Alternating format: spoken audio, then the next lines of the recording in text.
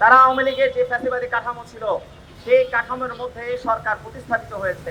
সরকারের তরফ থেকে বলা হয়েছিল যে যুদ্ধের কারণে দেশের টালমাটাল অবস্থা, তেলের দাম আমাদেরকে বাড়াতে হয়েছে এবং তারা কমিটমেন্ট দিয়েছিল জনগণের কাছে যে তারা অযৌক্তিকভাবে আর তেলের দাম বাড়াবে না।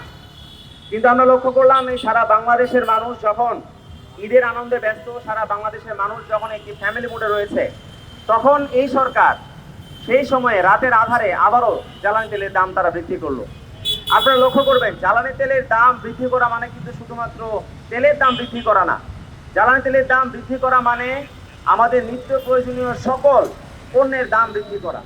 যখন 15 থেকে 20 টাকা যখন বাড়ানো হয়েছে, বাংলাদেশের প্রত্যেকটি নিম্নবিত্ত, নিম্ন মধ্যবিত্ত, মধ্যবিত্ত পরিবার আজকে হাহাকার করছে। বাংলাদেশের প্রায় 30 লক্ষ বেকার এই বাংলাদেশে বসবাস করে, সেই বেকারের সংখ্যা এখন গিয়ে 40 লক্ষে গিয়ে পৌঁছেছে। সেই বেকার যুবকরা যাদের মিল রেট আগে ছিল 100 টাকা, সেই মিল রেট এখন গিয়ে দাঁড়িয়েছে 125 টাকায়।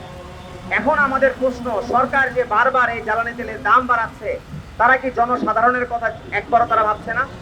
আমাদের কাছে মনে হচ্ছে বর্তমান সরকার গুলশান বনানীর সরকার। বর্তমান সরকার গুলশান বনানীর কথা চিন্তা করে, বর্তমান সরকার জনসাধারণের কথা তারা ভাবছে না। যদি তারা জনসাধারণের কথা একবারের জন্য চিন্তা করতো, তাহলে জ্বালানি তেলের দাম তারা এত দ্রুত সময়ে 2বার তারা বৃদ্ধি করতো না। এবং আমাদের কাছে মনে হয়েছে যে আওয়ামী লীগ সরকারের আমলে আওয়ামী লীগ সরকার যেভাবে জ্বালানি খাতে লুটপাট চালিয়েছে, আমরা তখন শুনতাম যে বিএনপির আমলে 2001 থেকে 6 সাল পর্যন্ত লুটপাট চালানো হয়েছিল।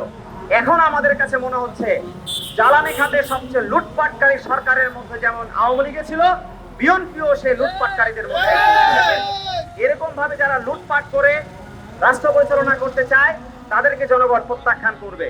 এবং আমরা কখনোই চাই না এই বাংলাদেশের মধ্যে আবারও একটা অভ্যুত্থানের পরে এমন কোন সরকার রাষ্ট্র ক্ষমতায় থাকুক যারা জনগণের দুর্ভোগের কথা চিন্তা করবে না। আমরা দেখতে পাচ্ছি না বর্তমানে আমাদের এই রাজনৈতিক সরকারের প্রধানমন্ত্রী তিনি পিআর ক্যাম্পেইন করছেন। আমাদের কাছে মনে হচ্ছে তার যে পদক্ষেপগুলো, তিনি যে লোক দেখানো পিআর ক্যাম্পেইন করছেন, আমাদের কাছে মনে হচ্ছে যে তিনি গুলশান বনানীর প্রধানমন্ত্রী হতে পেরেছেন, জনসাধারণের প্রধানমন্ত্রী তিনি হতে এখন পর্যন্ত পারেন। যারা গুলশান বনানীর প্রধানমন্ত্রী হতে চায়, বাংলাদেশের সাধারণ মানুষ তাদেরকে আর কখনো গ্রহণ করবে না। প্রিয় উপস্থিতি, সারা বাংলাদেশের মধ্যে এখন একটা হাহাকার লেগে আছে। আপনারা লক্ষ্য করুন, এই সারা বাংলাদেশের মধ্যে এখন যারা বাইকার রয়েছেন, পাঠাও রয়েছেন, যারা তাদের এই পাঠাও চালিয়ে, বাইক চালিয়ে, গাড়ি চালিয়ে যারা তাদের জীবিকা নির্বাহ করেন, তাদের একটা দুর্বিষহ বর্তমানে একটা অবস্থা। এখন প্রশ্ন, এই সরকার যে তাদের স্বেচ্ছাচারিতা প্রয়োগ করছে, জনদুর্ভোগের কথা সরকার একবারও ভাবছে না, এর জবাবদিহিতা আসলে কে নেবে? তারেক রহমানের জবাবদিহিতা বাংলাদেশের মধ্যে কোন ব্যক্তি নিশ্চিত করবে? তারেক রহমান কার কাছে জবাবদিহি করবেন, সেই প্রশ্ন আমরা অবশ্যই রাখতে চাই। বর্তমান সরকার, তারা আওয়ামী লীগের যে ফ্যাসিবাদী কাঠামো ছিল, সেই কাঠামোর মধ্যে সরকার প্রতিস্থাপিত হয়েছে। শেখ হাসিনার যেমন কোনো জবাবদিহিতা ছিল না, বর্তমানে বিএনপি সরকারের কোনো ধরনের জবাবদিহিতা আমরা দেখতে পাচ্ছি না।